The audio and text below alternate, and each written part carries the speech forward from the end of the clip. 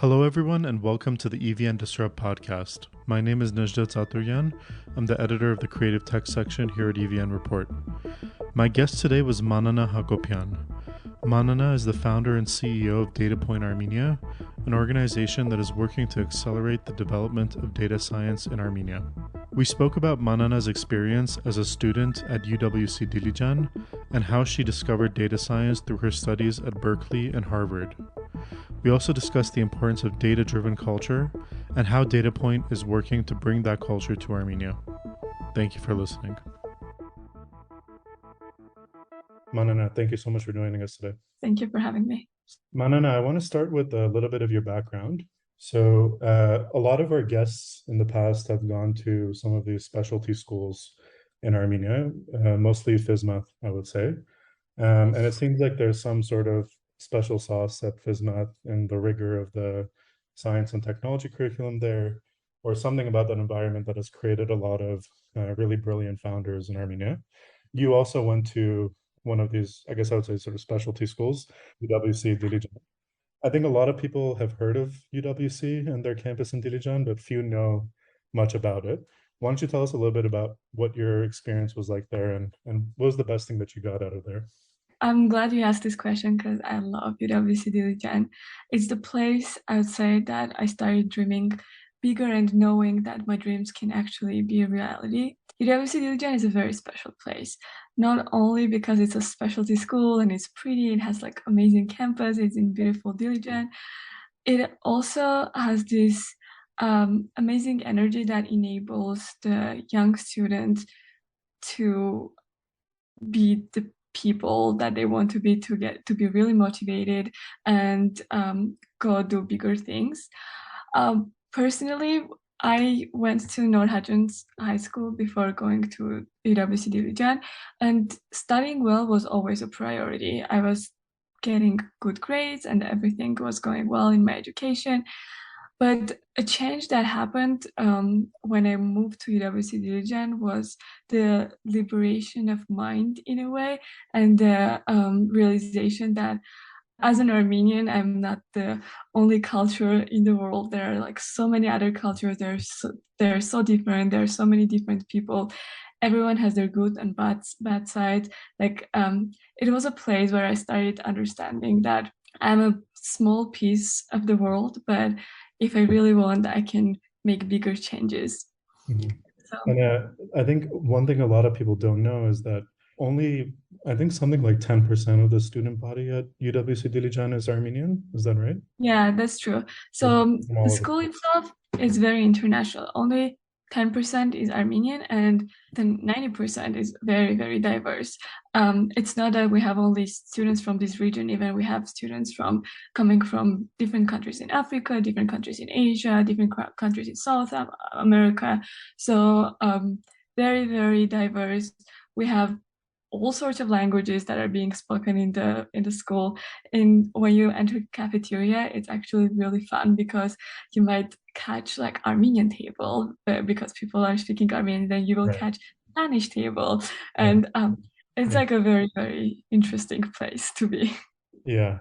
Was there something at the school other than just the diversity that really enabled you in your works to be a much more open-minded thinker, or I think you said it liberated you in some ways? Is there something that can be replicated in the average Armenian public school in the country? Um, Interesting question. I would say yes, there are some things that can be replicated. Actually, two things that come to my mind directly. The first thing was the curriculum of the school is the International Bachelor Curriculum, IB, and it's a very well-known curriculum in the world. So when you study that, most of the universities abroad will recognize it, will give you a good pass if you have good grades and good work there.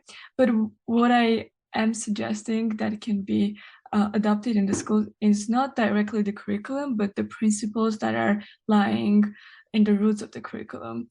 So all the subjects that we study in IB, they really push you to think about the whys and not just take the facts the way they are written in the textbook.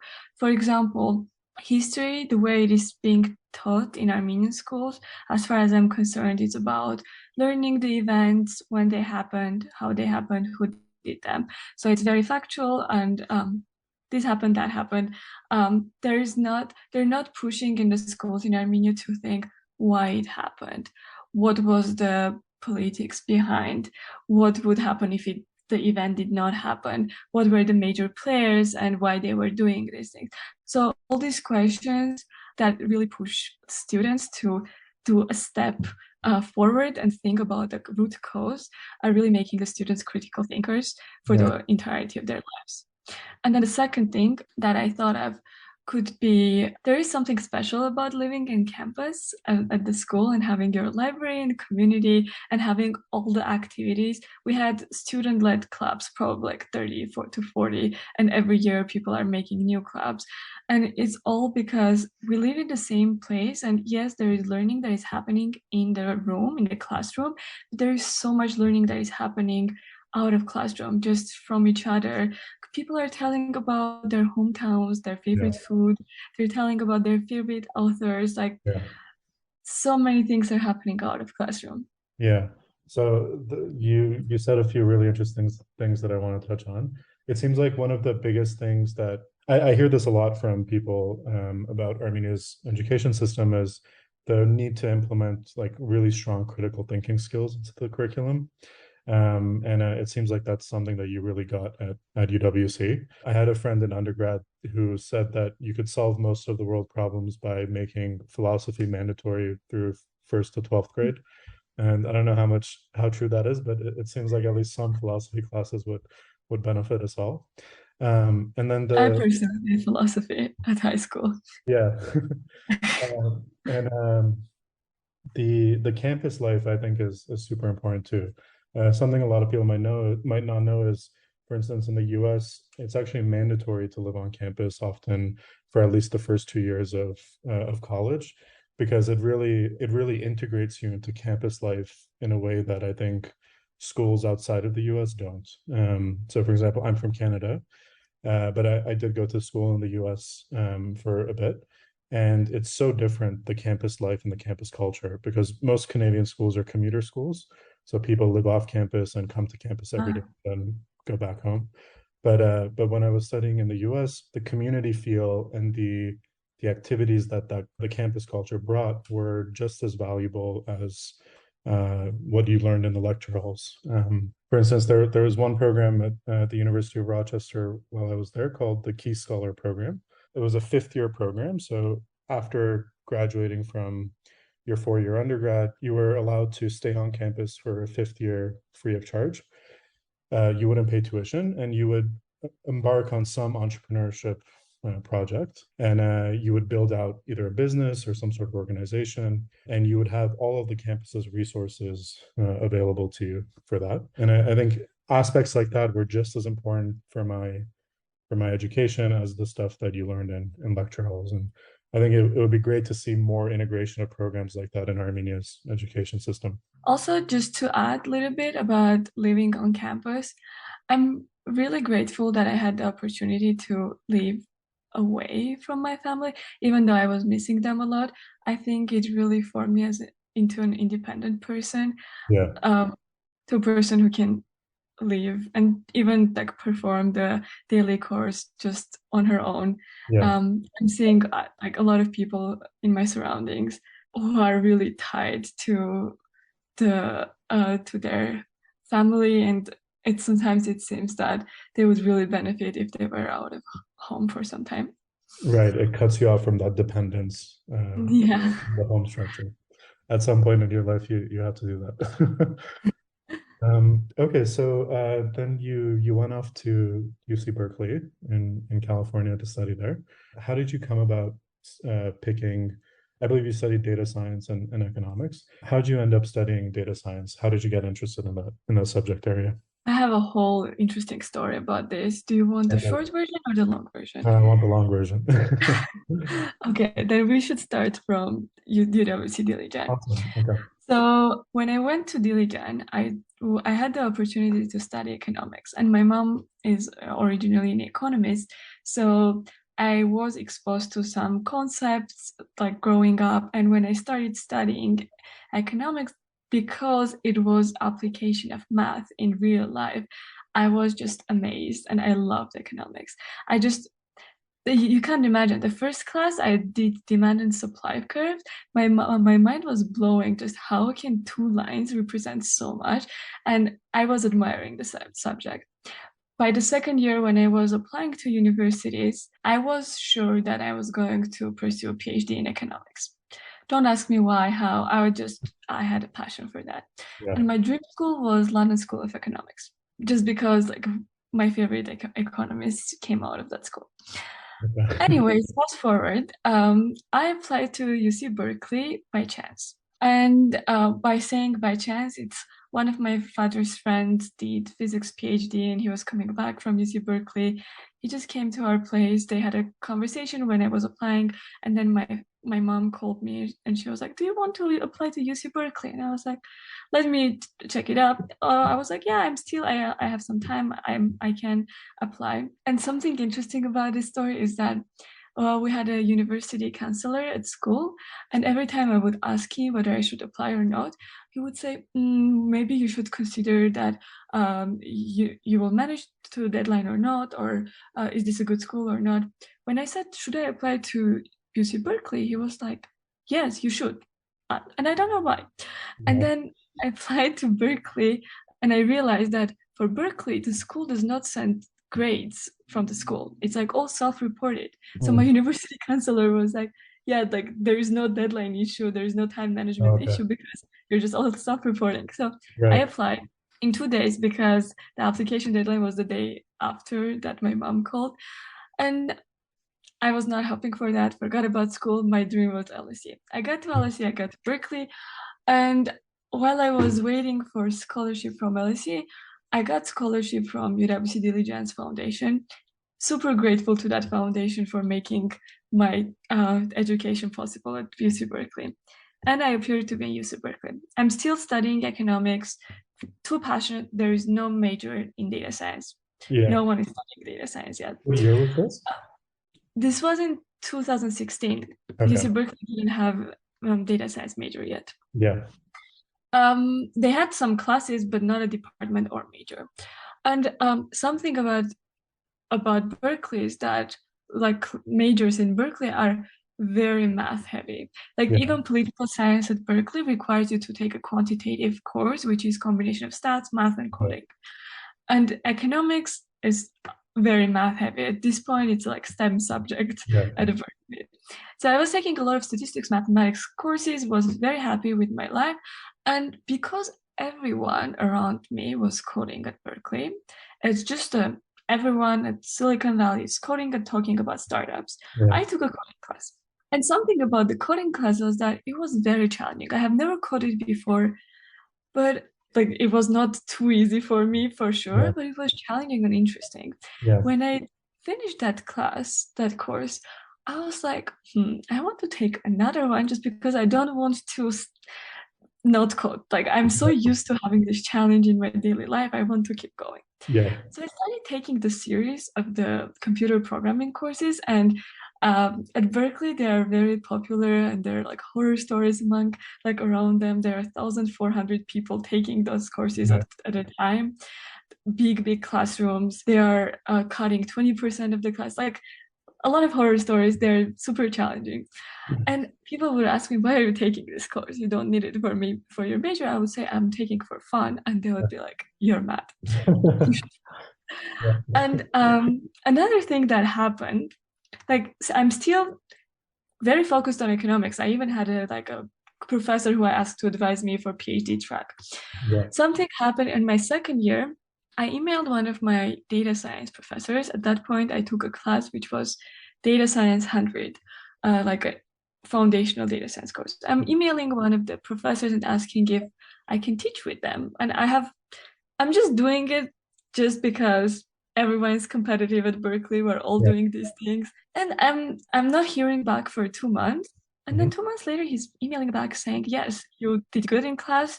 I know you. Come by." So you were So looking at TA. fast forward. What? Fast forward, yes, I started teaching data science at Nice. Berkeley.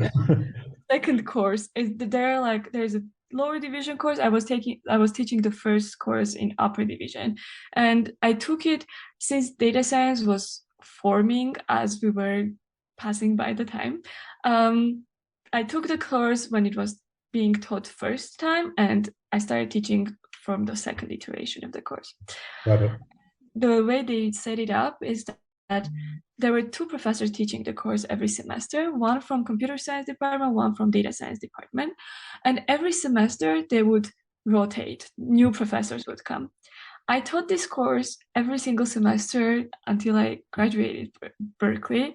And because of that, I started meeting a lot of CS and statistics professors and knowing them in very personal terms. Yeah. And the more I knew them, the more I got into data science because all the conversations around me started being about data science. And Mhm. they would recommend new courses, they would recommend their friend professors who are teaching these things. Yeah. At some point, I was at the end of my third year and they opened the data science major and I looked at the requirements.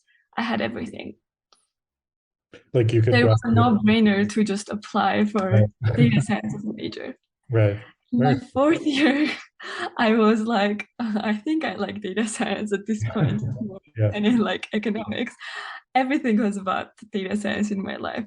Yeah. And something, because I was not feeling that data science was my major thing, because there was always economics, that was my major thing. I had the feeling that I should do a little more studying, and I applied for a master's degree in data science.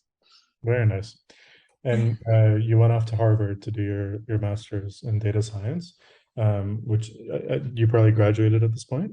Yes, Yeah. so it was a very interesting and twisted period. It was I graduated when COVID hit the world. Yeah. So in spring of 2020, I was deciding actually whether I should work or study.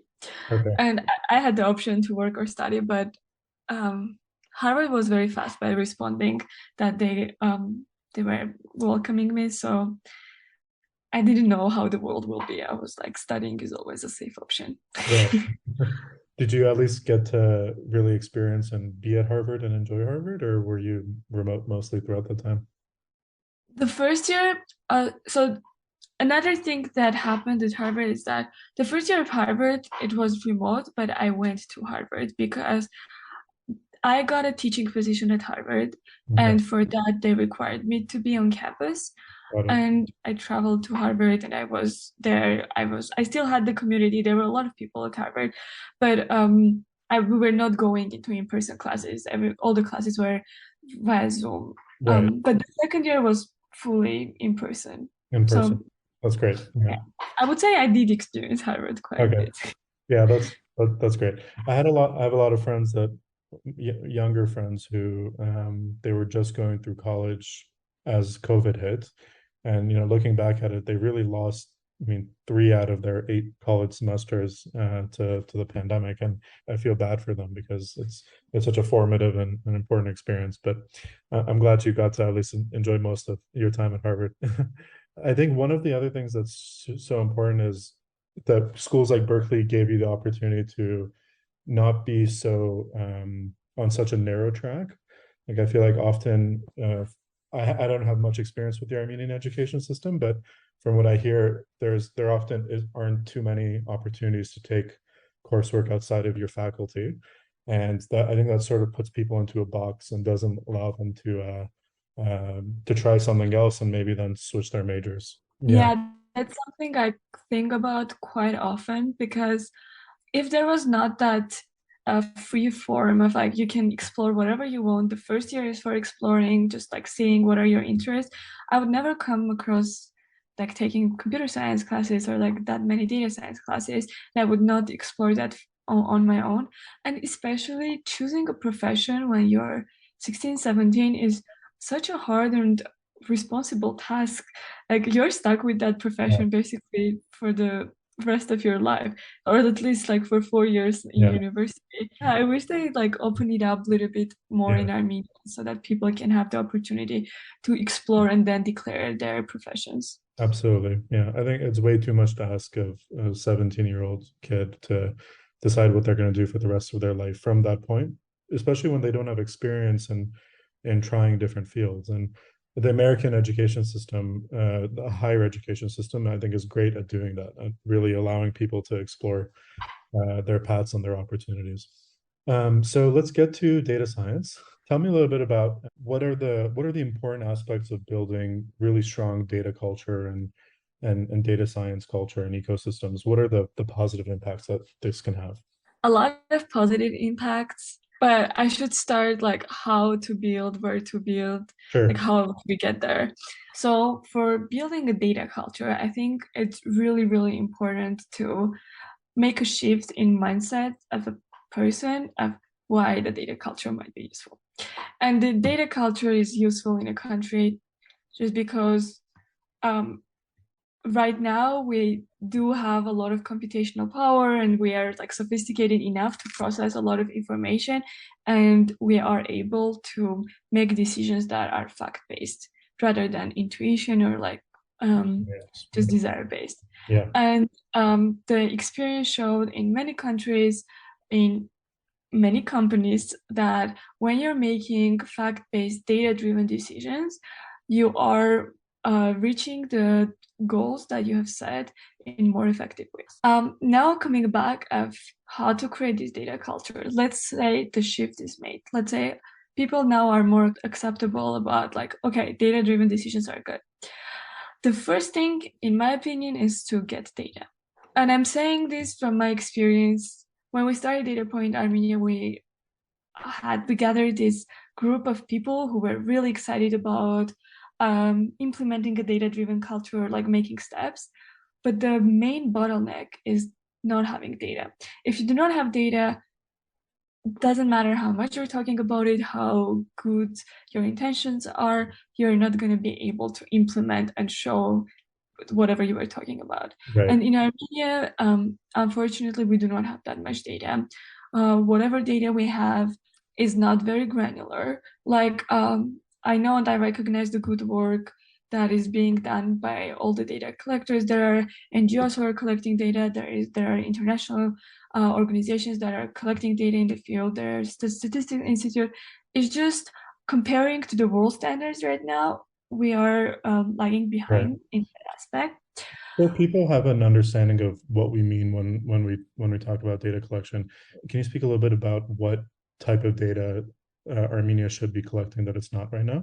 Yeah, so I will start from the economic indicators, and Armenia is collecting economic indicators. There is some data. It's just not granular. For example, we wanted to do before after war impact analysis, and we realized that the only data we're getting is in quarterly granularity, which means that you can do analysis like if you wait only if you have like 2 quarters before the war and then 2 quarters, that will give you like 4 data points for each economic indicator, and Right. you won't be able to really like work around it. So that's one example. I would say like getting a lot of data on agriculture, Yeah. like data that is not about like how many tons of grape was produced. I don't think we have that, but having it for each specific fruit, vegetable, having the temperatures that are synced with that, having just like registering all the things that we can later on find patterns, and Yeah. yes, we can implement precise agriculture like methods. Another thing is that we can collect data in media, and when I'm saying collect data in media, like media is there, but a lot of like Armenian media is not being fact checked, Mm. and like you will see like either visualizations that are not making sense, or like you'll see numbers in the media that are not fully fact checked. Like all of these things, if there is a systematic way of data collection, I'm sure we will have data scientists who will be able to use the tools to fact check or like Yeah. make models and start working on that data. Yeah. And even just in terms of media, I think building a data-driven culture when it comes to just data journalism and data reporting would be a fantastic step for Armenia. Like more journalists to start doing data-driven And using data. pieces would be fantastic. Yeah, another thing is that collecting data about cities is like another like good things. Like in the world, the concept of smart cities is getting bigger and bigger of like how to organize cities that is more effective, like the traffic is more effective, even like where to put the trash bins. Like Yeah. all these questions can be like if there is data, like it can be optimized easily. Right. Yeah. Okay. So the first step of the pipeline is to have strong data collection. And then what comes next? And then after the strong data collection, once there is data, there are many other steps of who is going to analyze, I mean, not even analyze, who is going to clean the data, who is Right. going to analyze data, who is going to set the priorities of what we are going to find from the data, why are we going to use this model or not. Yeah. So like data modeling is another thing. But I guess like all these like steps that I just said are the more fun things about it. I think after the data collection, the most important thing is having a good data architecture in the country of like how we're keeping this data and Right. who is having the access and who is not having the access. Because I want to say that as a data scientist, I also know that data can be used for bad purposes. Right.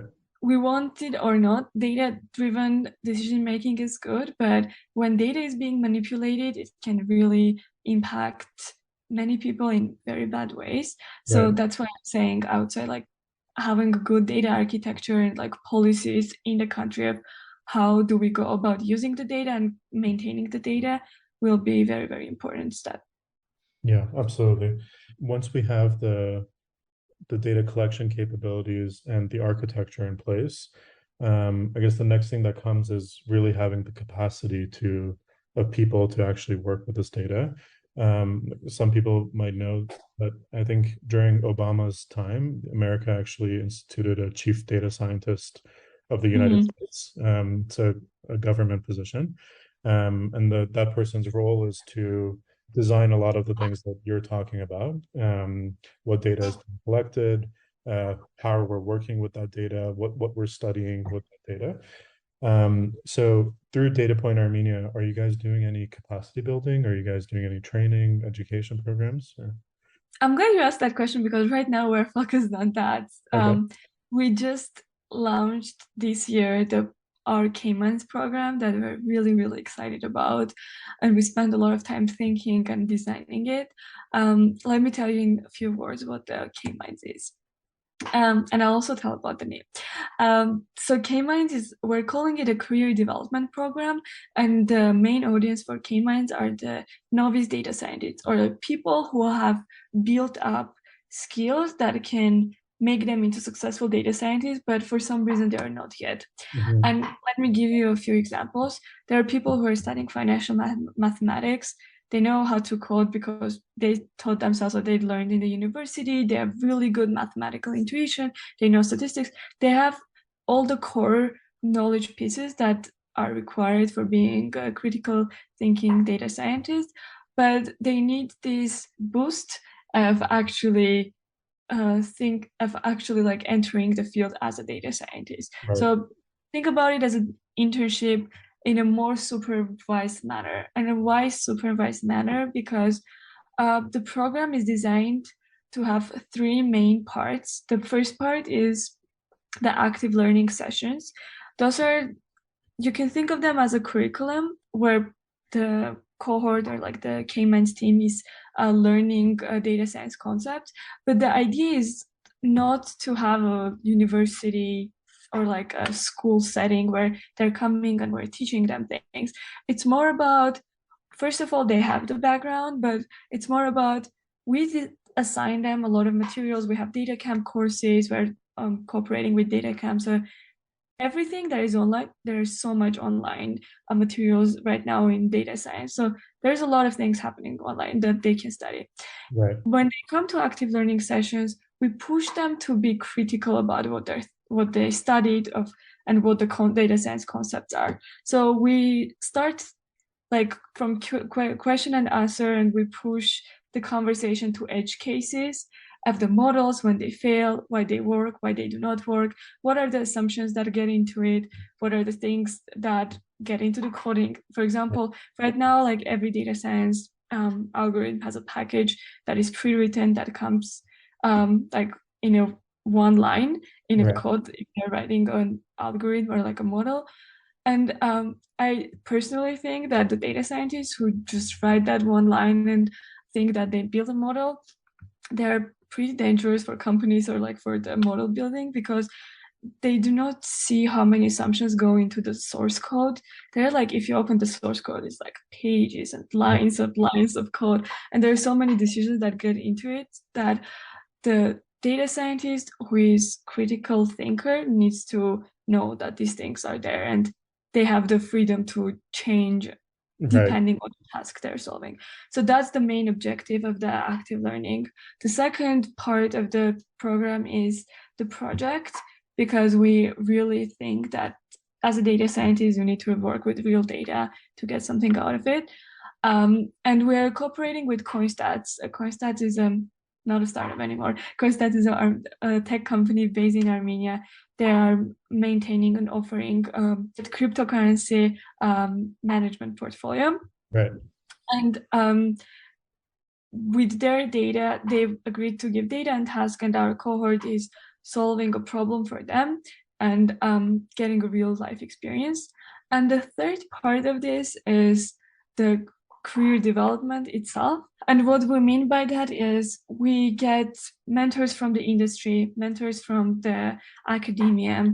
We get people who are really good at resume building and will tell them how to write resumes, Yeah. people who will train them how to talk through the interviews. And we might be a little biased by American standards because we studied there. That's kind of what we know. Hopefully, that's for the good and not for the bad. But yes, we're super excited. I was able to convince one of my Harvard professors to be like mentor. We have That's so cool. the Armenian founders who come and tell like how to do this and that. We have Yeah. lead data scientists in Armenian tech companies who are sharing like what it is to be a data scientist in a tech company. So yes, these three parts, we really hope that this intensive like summer program will give them base Hmm. to enter data science field. So this, you guys have cohorts of this running right now this summer? Yes, so we have right now 5 people that are the cohort that we chose, and I can talk a little about like how we choose the cohort Sure. if that will be interesting to any of the listeners.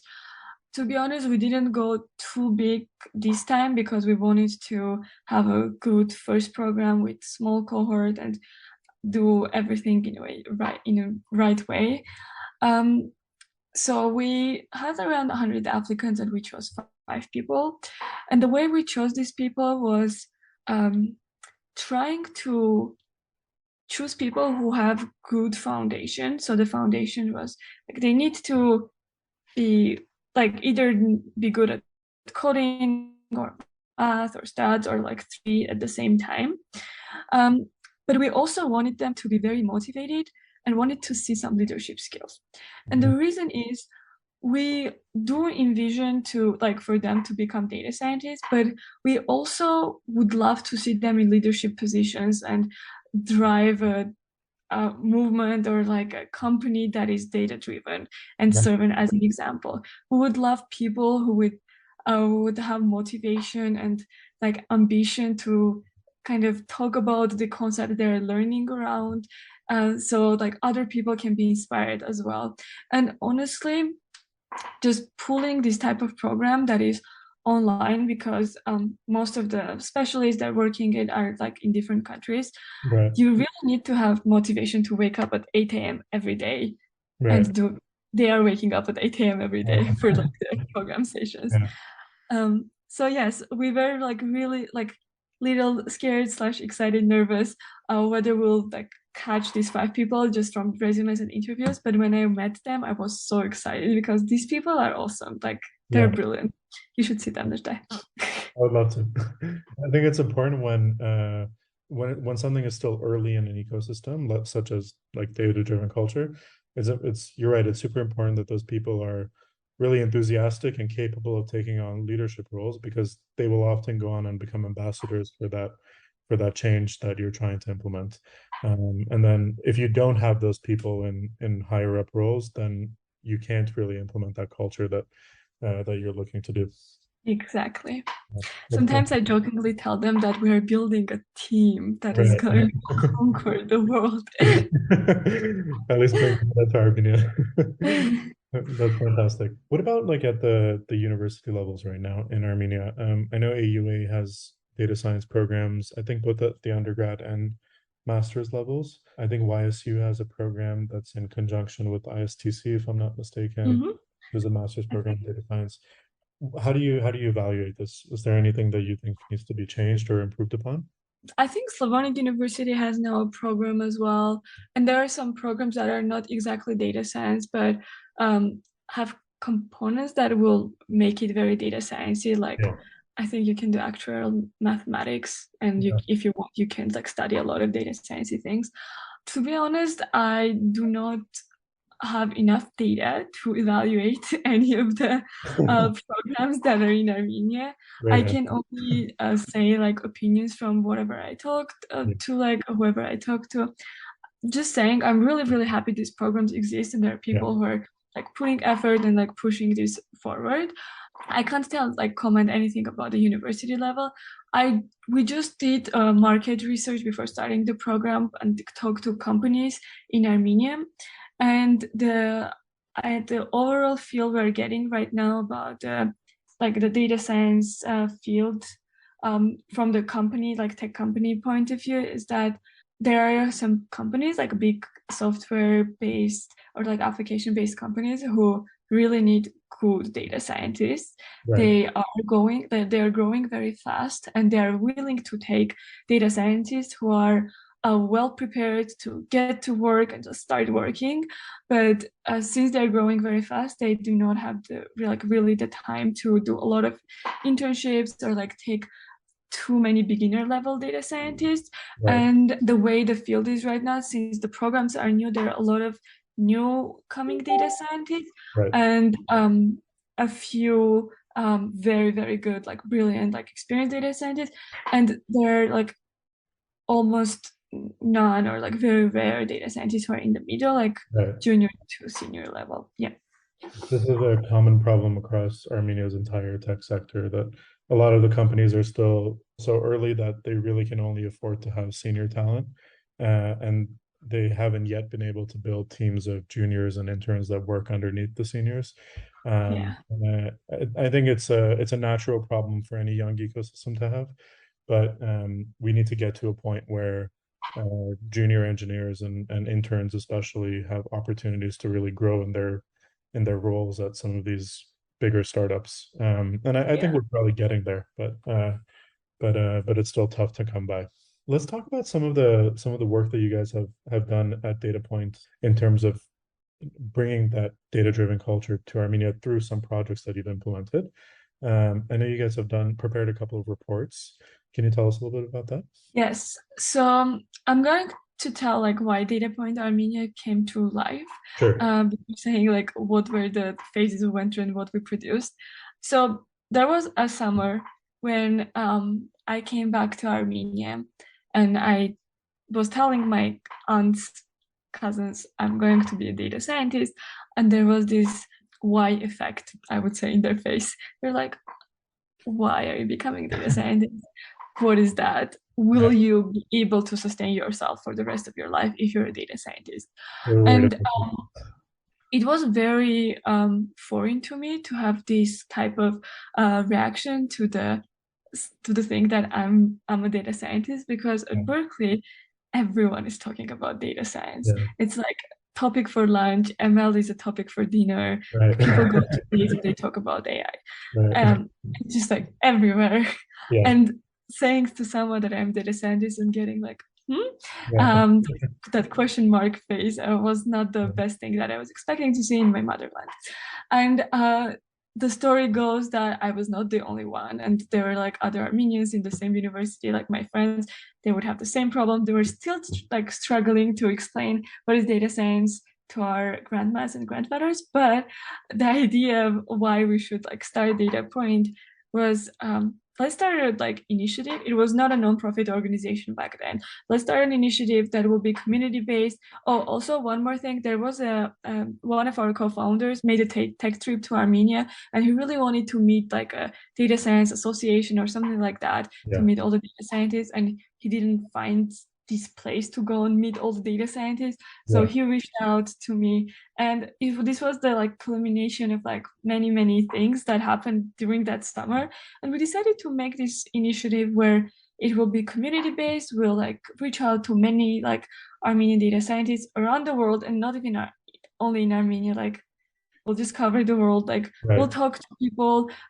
We'll and the first thing we were doing, and this is not a joke, we're making like we would go to like databases in Armenia, like from the Statistics Institute, this and that, would try to get data and make visualizations or infographics that are very acceptable by like larger population of Armenians. Like during the Valentine, we got the number of marriages.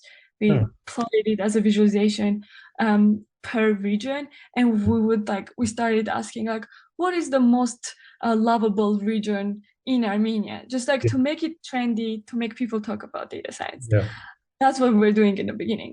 But as more and more people joined us, so the community started growing, we realized that the visualizations that we were posting are not the most actionable thing to do.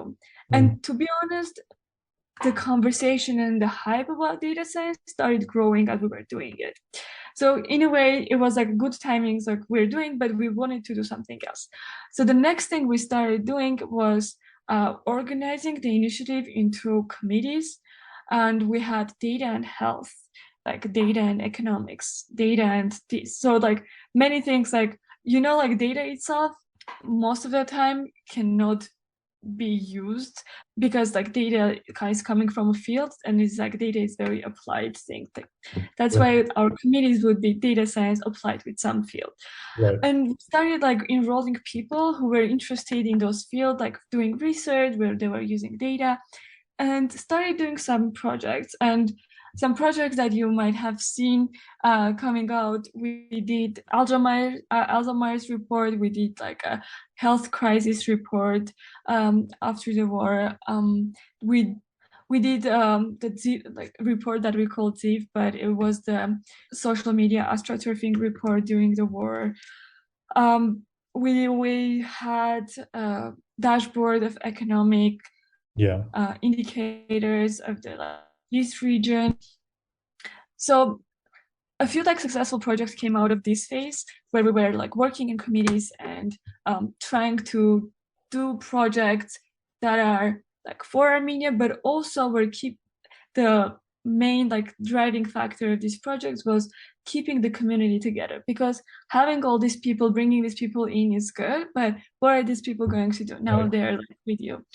Like doing these projects was making people to meet each other every week, to just like know each other, like make friendships and just like start this network. You guys were all just volunteer data scientists.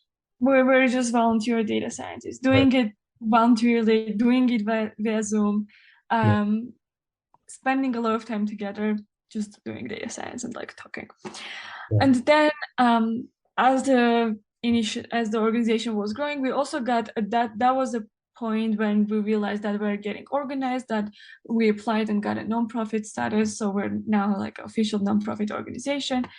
And then at some point, we realized that yes, we're doing research now. And for research, we need a lot of data, and we do not have that much data. And we would love to have impact on Armenia directly. And we might, when we're writing reports, there are people who are like reading. There are people who are citing. We got cited by Forbes. But what is happening is it actually like very What's the impactful in impact? Armenia? Right. Yeah. And that's the place where we took a step back. We kind of started reorganizing ourselves and our objectives. And we decided that we should probably start having a service or a product that can be consumed by Armenians.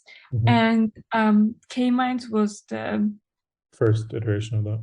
first iteration of the Right. place we are at. Okay. So, in terms of like what you guys plan on doing for the future that is impactful, do you have some other projects in mind?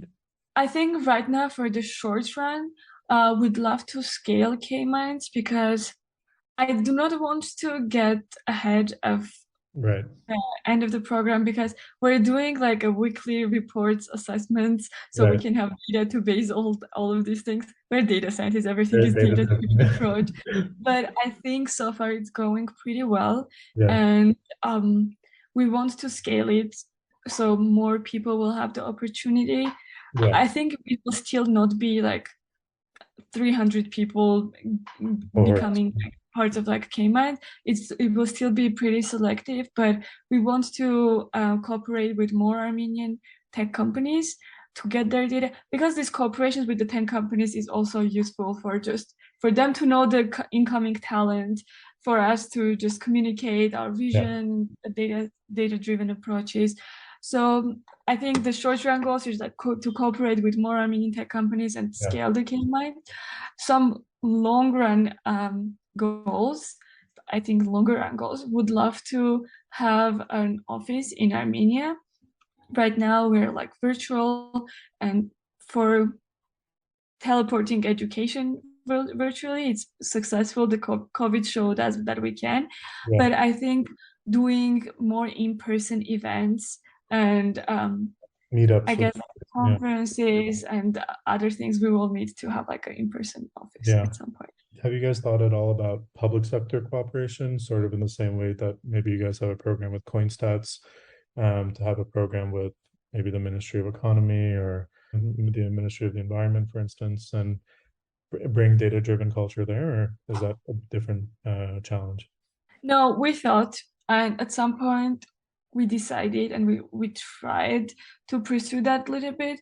The only thing with the government-based sectors is that the bureaucracy is a little Yeah. more than with tech companies. Yeah. And I think once we know that the K-Mines is running smoothly in all aspects other than the corporation bureaucracy, we would have the capacity to take on that task as well. Got it. So our resources are not unlimited. We're trying our best to allocate our time and resources in the most efficient way.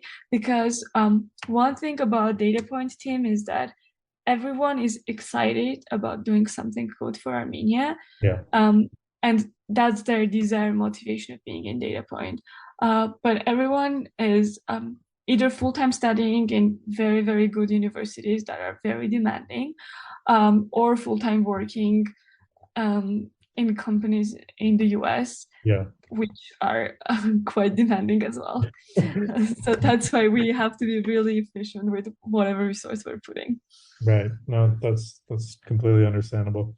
And I think it's important that you guys touched upon like, really fitting the initiatives within the current capacity, because I often see a lot of initiatives start with, really good intentions, but maybe underestimate just the amount of effort that this kind of stuff takes, and unfortunately falling apart because of that.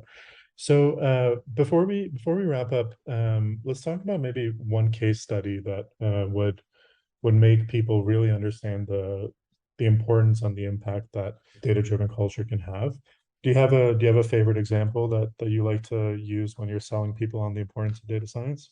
There are a couple examples that are coming to my mind. One story I love to tell to people when it comes to like saying like what are the some use cases of data science if they do not know, or like if I want to explain of what I'll be able to do. I like to tell people things that they meet often during their daily life, and I go about saying, so remember that dress you were talking about 2 days ago and you saw in your Facebook recommendations? Right. That's let me tell you, this is the work of data scientists, or like the models that were like building the behind the screens, and they're like, Yeah. what, how? I'm like, yes, because all your data is owned by Facebook, and Facebook is Right. selling your data to advertisement agencies, and they exactly know which group wants to buy what. And Yeah. they're like, and then I'm like, do you remember when during around your dad's birthday, you started getting recommendation of watches? It's because they also know that it's your dad's birthday, and Right. it freaks them out. But it also shows exactly what we are Yeah. doing behind the screens. Right. Um, Another fun example I like to give is that in the US, the supermarkets are organized sometimes in funny ways, and sometimes like people won't notice if like someone does not tell them, but there will be like the toothbrush or like toothpaste will be next to Oreo cookies, and it doesn't make sense. Why would these Yeah. two things be together? But apparently, or like toothbrush will be next to coffee, Right. and it's because all these big supermarkets, they have data scientists who are analyzing customer behavior, and they know that coffee drinkers buy a lot of toothbrush, or like they change their toothbrush like often, but Right. they're like placing them together to maximize the profit. Right. Once like you start explaining it, becomes like very clear what is Right. happening. Yeah. And other things that are a little more serious and like more impactful than the Good question. toothbrush and the coffee or like the Facebook recommendations. Right. Recently, one of the Nobel Prize laureates in economics was awarded Nobel Prize because of their like field work in development economics. Yeah. And fieldwork of the in development economics and all the models, they were using, if I'm not mistaken, one of the causal models of, I think they were using different diff, if I'm not mistaken, but they were using some econometric model, which I would say is the grandfather ancestor of the modern machine learning. Okay. They came up with it way earlier than machine learning was a hype, Right. and basically it's like model that is like telling them what is causing what. And Right. the whole process of that is data science. And yes, I should tell about their work. Development economic worlds, the works right now are like very, very interesting. They started like 10 years, 15 years ago, like doing some studies. Specifically, the study I like is the one where they were trying to understand whether to give money in small households to women or men, Mhm. and they were tracking of if they give the assistance to women or men, how it will impact the generations and the household in general for years. And that's data science, because every month they would go and collect data on this household, and Right. then like after 10 years they analyzed, and then actually they found that giving money to women is better for the family, because apparently women are investing the money more on children than men are doing. Right. It's a fact. Yeah. Okay. I think we can talk about case studies like this for hours. So we'll have to invite you on again to do that in the future. But before we wrap up, Manana, tell us a little bit about what your hopes are for DataPoint Armenia for the next 5 to 10 years. What are your goals with the organization? I want to say big goals, but I also don't want to say. um, Extreme. I would say this. I really hope that Caymans will be scaled, we'll Yeah. have physical space, and we'll have research center, because I do think Armenia now needs research. I do not know which like subfield, but I really hope it will be very, very specialized research center.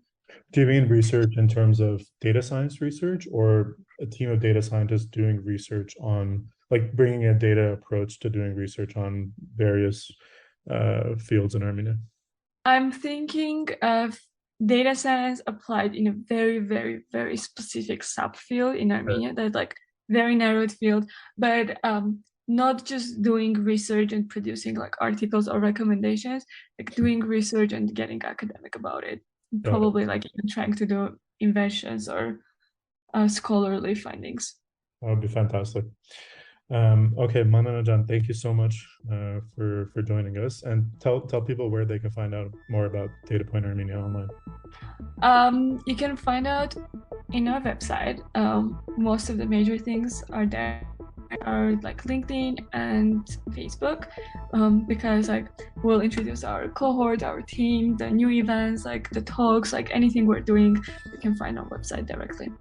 Awesome. So that's datapoint.am. DataPoint.am is the website, and the DataPoint Armenia are the handles for Instagram and Facebook. Facebook. Okay, Manana, thank you so much for your time today. Of course, thank you so much for having me.